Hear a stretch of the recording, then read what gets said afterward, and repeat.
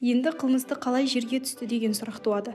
Бұл ретте сізбен біздің үй төңірегіне жасаған саяхатымызға мен дән риза болдым. Біз айтып отырған терезеден 5,5 футтай жерден жайтартқыш өтеді екен. Сол арадан терезеге, одан ішке кіруге ешқандай мүмкіндік жоқ. Алайда 5-ші қабаттағы терезе жапқыштардың Париж балташылары әдетте Ферратес деп атайтын топқа жататынын байқап қалдым. Олардың сәннен қалғанына талай уақыт болған, бірақ біз оларды Лионның, әйтпесе Бордоның ескі үйлерінде әлі де кездестіреміз. Ондай терезе жапқыштар кәдімгі бір жақтаулы есікке ұқсайды. Бір айырмашылығы, жоғарғы жағы ұста дүкеніне соғылған шартаққа немесе шпалерге ұқсайды. Одан қолмен ұстауға ыңғайлы келеді. Мадам Эл Эспаньенің үйінде терезе жапқыштардың ені 3,5 футтай. Біз көше беттен көргенімізде олар сәл ашық, яғни қабырғаға қиғаш тұр екен. Мен сияқты полицейлер де үйді сырт жағына қараған болар. Бірақ жапқыштар қиғаш тұрғандықтан да олардың әдеттегіден тыс кең екенін байқамаған, әлде жеткілікті назар аудармаған болуы ықтимал. Қылмыскерлердің бұл жақтан қашып кете алмайтынына күмәнданбаған полицейлер әрине терезелерді ат үсті ғана қарап өткен. Егер төсектің бас жағындағы жапқышты айқара ашса, оның жайтқартқыштың жанына ең әрі дегенде 2 футтай жерге жақындайтынын және бірден біле қойдым. Айрықша батылдық, ептілік жасаша, жайтартқышты терезеге емін-еркін әкетуге болатын еді. 2,5 футтай жерге қолын созса, тонаушы жапқыштың жоғарғы жағындағы тордан ұстауына болады. Одан кейін жайтартқышты қоя беріп, аяғымен қабырғаны тіреп, бар пәрменімен секірген кезде терезе жапқышты қатты себіп қалса болды. Одан әрі, егер қажеті болса, үй ішіне топ ете түсуге болатынын топшылау қиын емес. Сонымен есіңізде болсын, бұл арада әңгіме әдеттен тыс айрықша ептілік туралы болып отыр. Өйткені сондай жағдайда ғана аса қатерлі акробиотикалық номерді жасауға асыруы мүмкін. Менің сізге біріншіден мұндай секіруді жасауға болатынын, ал екіншіден ең бастысы бұлайша секіру үшін әдеттен тыс, тіпті адам айтса нанғысыз ептілік қажет екенін көкейіңізге құйғым келеді. Әрине, сіз бұл арада қандай ептілік қажет екені жөнінде жарияға жар салудан гөрі оны бүгіп, жасырып қалу адвокаттардың сөзімен айтқанда менің мүддем дейтін боларсыз. Бірақ юристердің әдеті ондай болмағанымен ақыл-ойдың қалпына бұл сыйыспайды. Мақсатым шындықты ашу. Менің қазіргі міндетім мына төмендегі жағдайды. Біріншіден, мен әлгінде айтқан ғажап ептілікті, екіншіден, мейлінше өзіндік атшы дауысты. Қайсы біреулердің айтуынша қай ұлтқа жарататынын әркім әртүрлі жоритын. Оның үстіне бір сөзін оғып болмайтын, былдырлаған қатқыл дауысты өзара салыстыру қажеттігін сіздің санаңызға құю болып табылады. Осындай сөздердің әсерінен менің миымда сағымдай бір саңлау жылт ете қалғандай болды. Кейбіреулер әлденені есіне түсіргісі келіп, құр бекерге әрек болып жатады ғой. Маған да сондай сәл шүйілісім құдды Дюпеннің ойын дәл басатындай болып көрінді. Әйтсе де менің досым сөзін сабақтай түсті. Біліп қойыңыз, мен тонаушы қалай қашып шықты деген сұрақтан енді ол үйге қалай кірді деген мәселеге ойыстым. Менің сізге бұл екеуінің де бір жерде болғанын, бір тәсілмен жасалғанын көрсеткім келді. Енді үйге қайтып оралайық. Біз онда қандай жағдайға тап болдық? Ұсталған бұйымдар, салынған комоттың суырмасынан біраз нәрсе ұрланған деп бізді қазір де иландырмақ болады. Бірақ соның өзі сандырақ емес пе? Ақылға сыймайды деп айтпасақ та ойдан шығарылған орынсыз пікір. Мүмкін сол тобылған заттардан басқа комодта ештеңе болмаған да шығар. Оны қайдан біледі? Мадам Эл Эспанье қызы ешкіммен араласпай, ешкімді шақырмай өздерімен өздері оңаша өмір сүрген. Ендеше оларға көп киімнің қажеті не? Табылған көйлектер сапасы жөнінен алғанда бұл әйелдер киетін киімдердің сапасынан еш кем емес. Ал егер тонаушылар әйелдердің көйлектеріне қызыққан болса, онда неге олар тәуірлерін тастап кеткен? Тіпті неге осылардың бәрін сыпырып алып кетпеген? Ең бастысы қайдағы бір шүбіректерге бола, неғып олар 4,006 теңгені алмай қалдырып кеткен? Ал ол болса ақшаны алмай қалдырып кеткен. Моси мені айтқан алтын түгел дерлік сол қалпында дорбаға салынған күйі еденде қала берген ғой. Сондықтан да куәлерден алынған жауапты үйге әкелінген алтын жөнінде айтылған тұсына байланысты полицейлердің басында пайда болған қайдағы бір қылмысқа итермелейтін қисын, келеңсіз пікірді ойыңыздан мүлдем аластаңыз. Ақшаның үйге әкелінуі және оны алушының 3 күннен кейін өлтірілуінен гөрі 10 мәрте артық кездейсоқтықтар біздің көз алдымызда сағат сайын болып жатады. Бірақ біз оларды тіпті елең қылмаймыз. Кездейсоқтық болжам теориясының не екені жөнінде өмірінде естіп білмеген кейбіреулер үшін кәдімгі бұлыңғыр сағыммен бірдей. Ал шынына келсек, біздің іліміміздің маңызды салаларындағы ең керемет жаңалықтардың өзі сол теорияға борышты. Әрине, ақша кем шығып жетпей жатса, онда оны алушының өлтірер алдында ғана әкелінуі жөніндегі факті кездейсоқтықтан әлде қайда маңыздырақ болып шығар еді ғой.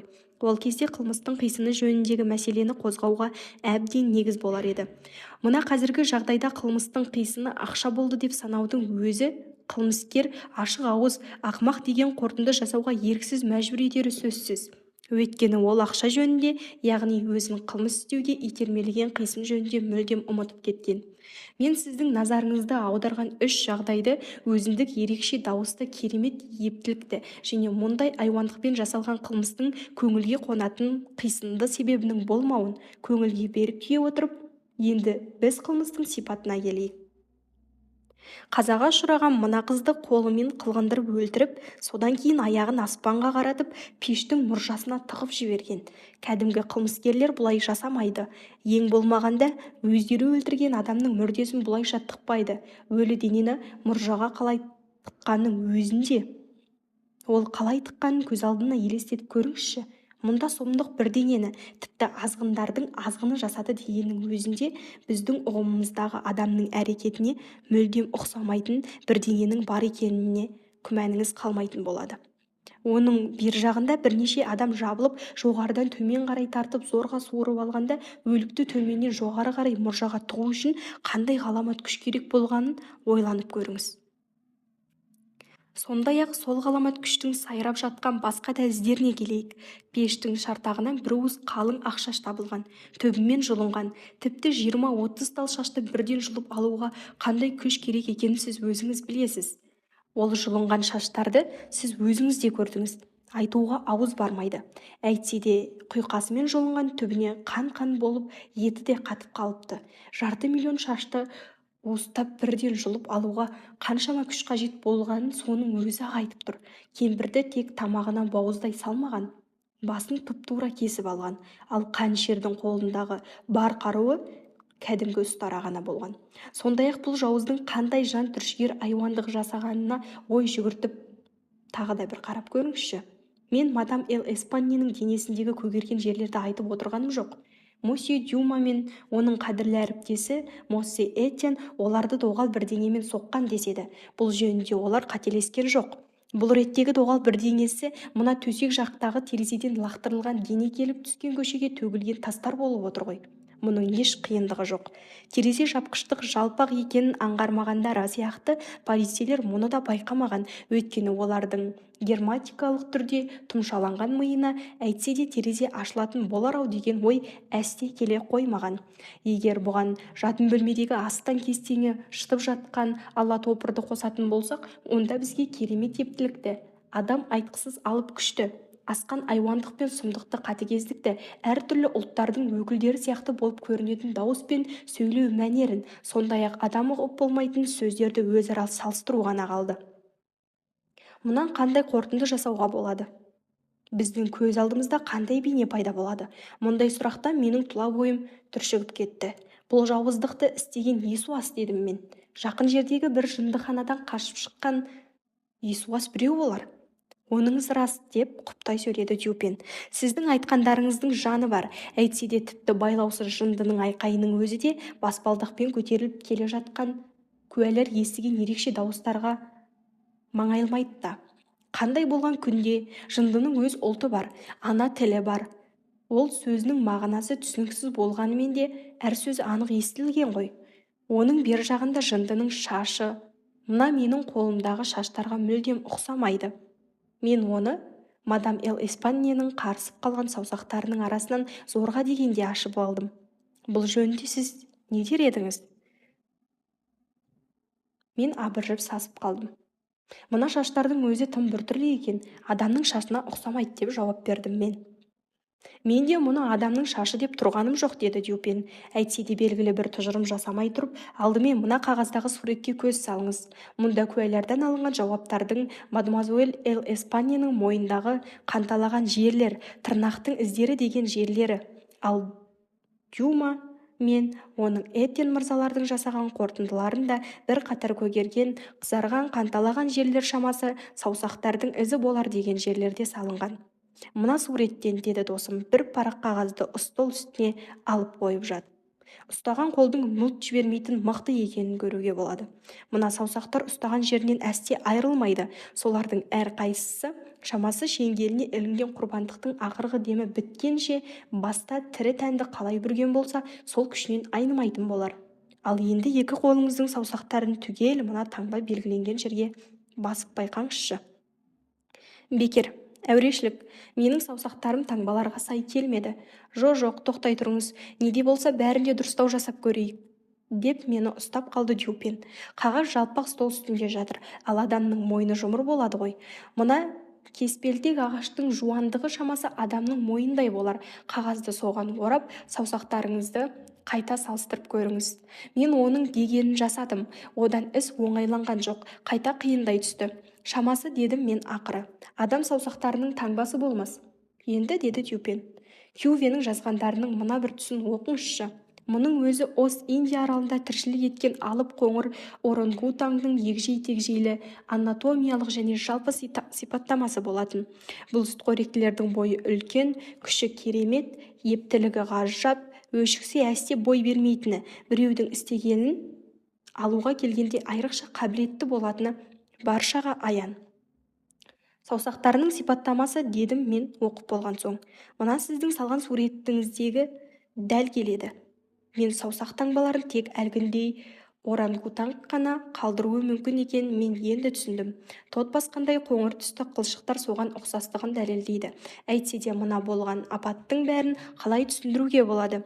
Өйткені куәлер бәрі даусыз. Француздың сөйлегеніне ұқсас екі дауысты естіген ғой. Өте дұрыс айтасыз. Жұрттың бәрі французға таңған шарасыздықтан айтылған. Құдайым-ау деген сөз әрине әлі сіздің есіңізде болар. Бұл шарасыздықты сол жағдайға орай қарсылық әйтпесе наразылықтың белгісі ретінде бір куәгер өте орынды түсіндірген болатын.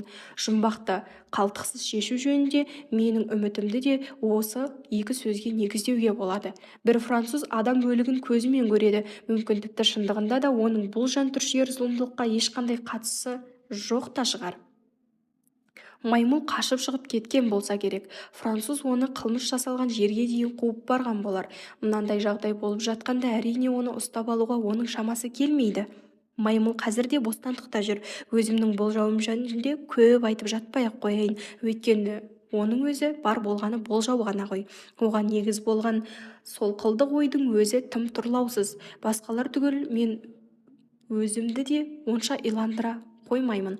Сонымен оны болжау деп атаймыз да сол тұрғыдан ғана бағалайтын боламыз. Алайда егер мен ойлағандай сол француздың кісі өлтіруге ешқандай қатысы жоқ болса, онда ол жол жөнекей мен Монт газетінің және біздің кеме қатынасы кеңсесінің мүддесін көздейтін және теңізшілер арасында танымал газеттің редакциясына беріп кеткен құлақтандыру.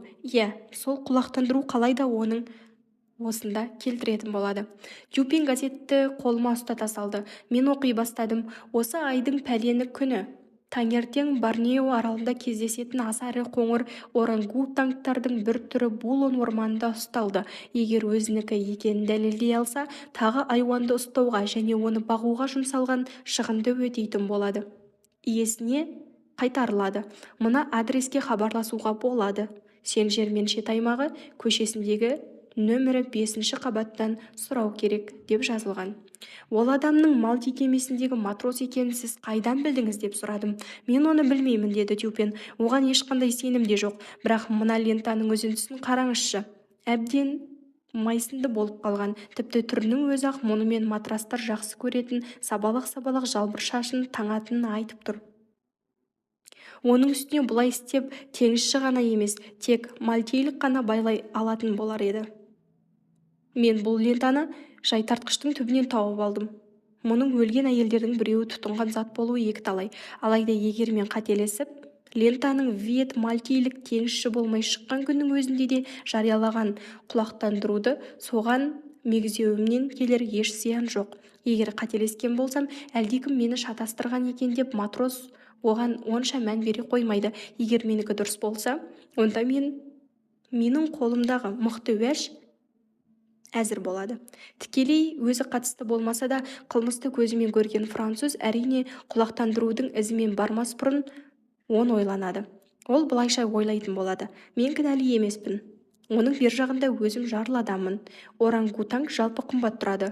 Ал мен үшін ол үлкен байлық. Түкке тұрмайтын күдік үшін одан неге айырылып қалмақпын? Ол қасымда тұр, қолымды соссам болды. Оны Булан орманынан кісі өлтірілген жерден аулақтан тауып алды.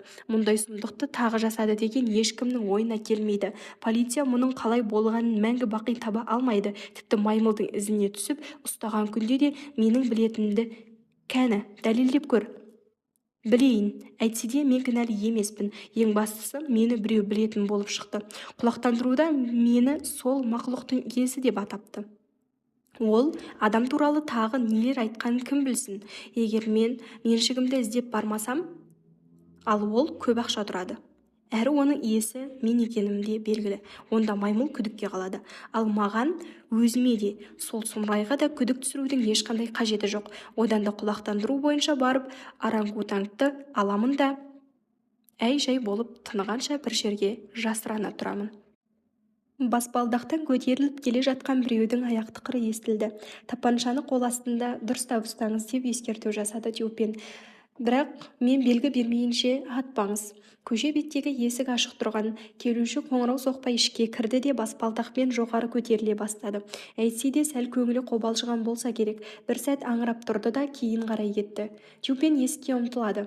Бірақ сол мезетте бейтаныс адамның баспалдақтан қайта көтеріліп келе жатқан құлағына шалынып қалды.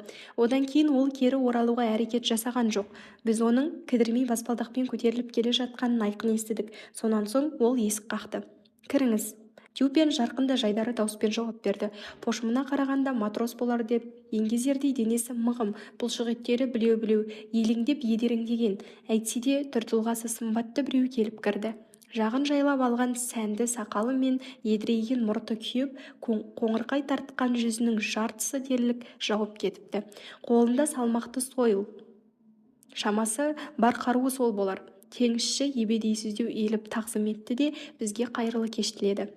Сәл невштальдік сарыны бар демесе, ол французша таза сөйлейді. Әйтсе де оның Парижден байырғы тұрғыны екені барлық жағынан байқалып тұрды.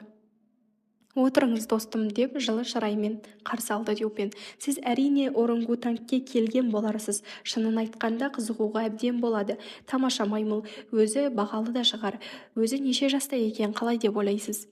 Мойнынан ауыр жүк түскендей теңізші кеудесін кере бір күрсінді. Тіпті де білмеймін, деді ол ернінің ұшымен. 4-5 жаста шығар. Одан артық бола қоймас. Ол осында, үйде ме? Қайдан үйде болсын? Бізде оған лайық бөлме табылмады. Біз оны Дюбр көшесіндегі арба кештер ауласына тапсырып қойдық. Алыс емес, осы арада. Ертең келіп алып кетіңіз. Оның иесі екеніңізді дәлелдеу әрине сізге онша қиын болмас деймін. Ол қиын емес, Моссе. Тіпті қайтарып беруге де қимаймыз, деді Дюпен. Бекер әбігерлендім деп ойламай-ақ қойыңыз, Моссе. Теңізші де оның көңілін аулап отыр. Менің де ар-ұятым бар. Сіздің еңбегіңізді әрине шамам келгенде ынта-ықыласыммен өтеймін, келісерміз. Несі бар, деді менің досым. Сіздің мұныңыз көрегенділік. Кәні, сізден қанша алатынымды байқап көрейінші. Әйтсе де маған ақшаның қажеті жоқ. Морг көшесінде болған кісі өлімі жөнінде не білесіз? Одан бізге соны айта отырыңыз. Қатты айтпаса да, мұны байсалды түрде байыппен айтты. Сондай-ақ асықпай есікке барып, оны жапты да кілтті қалтасына салып алды. Сонан кейін жан қалтасындағы тапаншаны алып, жаймен столдың үстіне қойды. Демікпесі буып, демі бітіп қалғандай теңізшінің жүзі қанталап қып-қызыл болып кетті. Аласұрап, орнынан атып тұрып, сойылына шап берді. Бірақ сол сәтте денесі қалшылдап, өңі құп-қу болып, орындыққа қайта сылқ ете қалды. Ол тіс жарып, тіл қатпады. Менің оған қатты жаным ашып кетті. Бекерге үрейленбей-ақ қойыңыз, достым, деп Дюпен оны жұбатып жатыр. Біз сізге ешқандай жамандық жасамаймыз. Оған сеніңіз. Біздің ниетіміз адал екеніне, француз ретінде, әдепті адам ретінде ант етуіме болады. Морг көшесінде болған жантүршігерлік сұмдыққа сіздің кінәлі емес екеніңіз бізге айдан анық. Әйтсе де оған мүлдем қатысым жоқ деп айтпайтын боларсыз. Көріп отырсыз ғой, маған көп нәрсе аян. Менің оны қайдан білетінімнен сіздің хабарыңыз жоқ. Қысқасы, жағдай маған айдан анық. Сіз өзіңізге өзіңіз кінәрат артатындай, немесе сіздің жауапқа тартуға болатындай ештеңе де жасаған жоқсыз. Тіпті алып кеткен күніңізді де ешкім білмейтін біреудің ақшасына да сіз қызықпадыңыз. Сіздің жасыратын да, жасырынатын да ешқандай ретіңіз және негізіңіз жоқ. Алайда ар-ұятыңыздың алдында адал болуыңыз үшін сіз бұл іске байланысты білетіндеріңіздің бәрін жасырмай айтып беруге тиістісіз. Кінәсіз адам тұтқындалып отыр. Оған кісі өлтірді деген ауыр айып тағылуда. Шын кінәліні сіз ғана білесіз. Дюпеннің сөзі оған әсер етті. Теңізші есін жиды, бірақ оның еркінсіген кейпінің нышаны да қалмады. Мейлі, не болса ол болсын, деді ол сәл үнсіз отырды да, білгенімнің бәрін сіздерге айтып берейін. Тәңірім өзі жар болсын. Сіздер әрине сенбейсіздер. Егер сіздер маған сенеді деп үміт еткен болсам, мен онда ақымақ болар едім. Әйтсе де бұл жерде менің ешқандай кінәм жоқ. Мені асып өлтірсе де еріктері, ал мен сіздерге имандай шынымды айтайын. Жалпы оның айтқан әңгімесінің түйі мынау болды. Жақында оған Индонезия архипелагтарының араларында болып қайтуға тура келсе керек. Өзі сияқты теңізшілермен бірге Борнеоға түсіпті. Аралды аралап қайтуға саяхатқа аттанады. Бір жолдасымен екеуі сол сапарда орангутанг деген маймылды ұстап алады. Көп ұзамай сыбайласы қайтыс болады. Және өзі маймылдың иесі болып қалады. Парюктегі үйіне жеткізгенше көршілерінің беймаза әуесқойлығынан қауіптеніп, әрі орангутангтың кемеде тікен кірген аяғы жазылуын күтіп, бөлмеге құлыптап қоямын дегенше, қайтар жолда маймылдың долы мінезінен оның көрмеген азабы қалмайды. Матрос оны пайдалы етіп сатпақшы болады. Жақында бір тойда болып, көңіл күйі көтеріліп, үйге қайтып келсе, бұл әлгі кісі өлтірілген түн турасын айтқанда сол күнгі таңертеңгісін болатын. Орангутанг өзінің жататын бөлмесінде жүр екен. Сөйтсе тұтқын қашып кетпесін деп әдейі қамаған іргелес шоуланның аралық қабырғасын сындырып шығыпты. Бет-аузы баттастырып сабындаған маймыл ұстараны қолына алып, өзі кілттің тесігінен талай рет көрген иесіне ұқсап, сақалын қыру үшін айналдына отыр екен. Жыртқыштың қолындағы қатерлі қаруды көріп, оның бірдеңені бүлдіруі мүмкін екенін ұққан, сол кезде не істерін білмей сасқалақтап қалады. Бірақ ол тұтқынына әрқашан әмірін орындататын. Дайыр қамшының құдіретімен тіпті орангутангты ашу қысып, аласұған шағында да не айтқанына көндіріп айдауын жүргізетін. Қазірде ол қамшыны қолына алды. Мұны байқап қалған маймыл есікке ұмтылды. Баспалдақпен төмен түсті де қырсық қылған сол сәтте ашық тұрған терезеден көшеге бір-ақ секіреді. Үрейі ұшқан француз оның соңынан жүгірді. Қолындағы ұстарадан айырылар емес. Өзінің қуғыншысынан мазақтанып, бір аузын тыржыңдатып, сәл аялдап тұрады да, қасына жақындап келе бергенде тағы да қайта жүгіре жөнеледі. Ол ұзақ қуалады оны. Таңғы сағат 3-тердің кезі болатын. Көшеде қыбыр еткен жан жоқ, тым-тырыс. Морг көшесінің артындағы тар көшеге жеткенде үлкен үйдің 5-ші қабатындағы мадам Эл Испания бөлмесінің терезесіндегі талмаусыраған жарық қашқынның көзіне шалынды. Үйдің жанына барғанда маймыл жайтартқышты көріп, көзді ашып жұмғанша онымен жоғары өрмелеп шықты да, айқара ашық тұрған терезе жапқышты шап беріп ұстай алады. Соның көмегімен төсектің биік басына бір-ақ секіреді. Мұндай акробаттық нөмірге 1 минутта уақыт кеткен жоқ. Бөлмеге кірген соң маймыл аяғымен теуіп терезе жапқышты қайта ашып тастады. Матрос қуанарын да күйінерін де білген жоқ. Тұзаққа түскен қашқынды ол енді қайта ұстап алармын деп үміттенді. Өйткені ол қайта шықса, тек жайтартқыш арқылы ғана түседі. Бұл арада оны ұстап алу оңай. Бірақ ол үйде бірдеңені бүлдіріп жүрмесе болғаны. Осы ой оны маймылдың ізінен қуып баруға мәжбүр етеді. Жайтартқышпен өрмелеп шығу әсіресе матрасқа онша қиындыққа түскен де жоқ. Бірақ сол едәуір шалғай тұрған терезеге жете бергенде оның дәл аялдауына тура келді. Оның қолынан жалғыз келері жапқыштан ұстап тұрып терезеден қарау ғана болатын. Іштегі сұмдықты көргенде жерге ұшып түсе жаздады. Морг көшесінің тұрғындары шырт ұйқыдан шошытып оятқан жан ұшырған атшы дауыс та сол сәтте шыққанды. Сол кезде мадам эл эспанье мен қызы екеуі түнде киіп жататын көйлектері мен шамасы жоғарыда айтылған темір жәшікті бөлменің ортасына қойып ішіндегі қағаздарды реттеп отырса керек. Қобдишаның қақпағы ашылған, ішіндегі заттардың бәрі еденде үйіліп жатыр. Екі әйел де мүмкін терезеге теріс қарап отырғандықтан да түнгі қонақты бірден көрмей қалған болар. Оның ішке кіруі әйелдерінің ащы дауысы шыққанға дейін біршама уақыт өткендігіне қарағанда, шамасы олар терезе жапқышты жел сыртылдаты деп ойлаған болса керек. Матрос терезеден бөлме ішіне қараған кезде алып орангутанг мадам эл эспаньенің иығына төгілген шашынан тас қып уыстап алыпты. Шаштараздарға ұқсап, оның көз алдында ұстараны жанып жалтаңдатып тұрған еді. Қызы есінен танып, еденде сілейіп жатыр. Әлде шашы жұлынған кемпірдің қарсылығы болу керек, бақырған атшы дауысы орангутангтың ашу ызасын қоздырған. Енді алғашқы бетінен қайтып күш жұмсауына себепкер болған шығар. Қуатты қолымен тамақтан орып жіберген кезде кемпірдің басы ұшып түсуге сәл-ақ қалады. Ашулы жыртқыштың қанды көрген кезде тіпті аласұрып тұрып кетеді. Көзі шатынап шоқтай жанады. Тісін қайрап еденде жатқан қызды бас салады. Аюдай арбиған тырнақтарымен оның алқымынан алып буындырып, қыздың ақырғы демі біткенше айрылмайды. Құтырған маймыл айналасына алақ-жұлақ қараған кезде бөлменің арғы жағында төсектің басында өңі өліктей құп-қу болып кеткен иесінің бұлыңғыр бейнесін көреді. Қатерлі дойыр қамшыны әлі ұмыта қоймаған ызалы хайуанды лезде үрей билейді.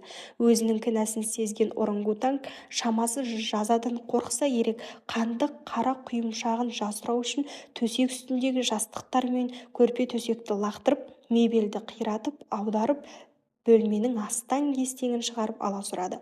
Ақыры қыздың денесін көтеріп апарып мұржаға тығады. Кейін жұрт оны сол жерде тауып алады. Ал кемпірдің денесін ойланып жатпай терезеден лақтырып жібереді. Өзінің қан-жоса болған жүгін көтеріп, маймыл терезе алдына келгенде есі шығып кеткен матрос тартқышпен түсу қайда?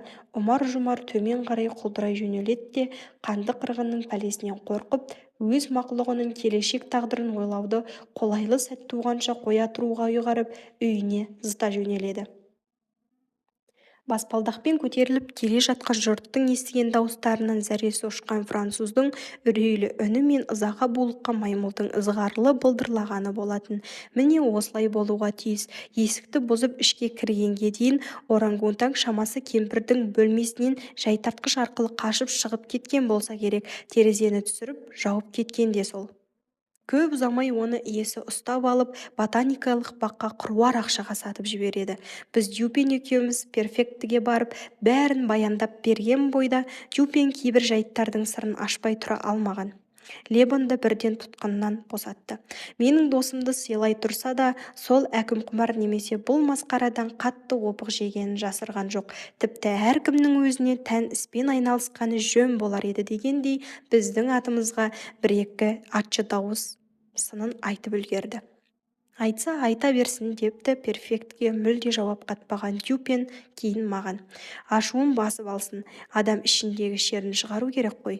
Маған жауды өз жерінде соққаным да жетер, әйтсе де құпия сыры қолыма түспеді деп біздің префект бекер таңырқайды. Шынын айтқанда оқиғаның түпкі төркініне үңілуге ол тым қу. Оның барлық ілімі тым таяз. Лаверна құдайдың бейнесі сияқты оның да денесі жоқ, тек басы ғана. Немесе әрі кетсе, Тереска балығы сияқты кеудесі мен басы ғана бар. Бірақ қалай дегенмен, ол да тәуір жігіт. Әсіресе мен оның асқан ақылды деген атағын шығарған керемет ептілігіне қайран қаламын. Мен оның барды жоққа шығаратын, жоқты жыр қылып тарататын әдеті жөнінде айтып отырмын.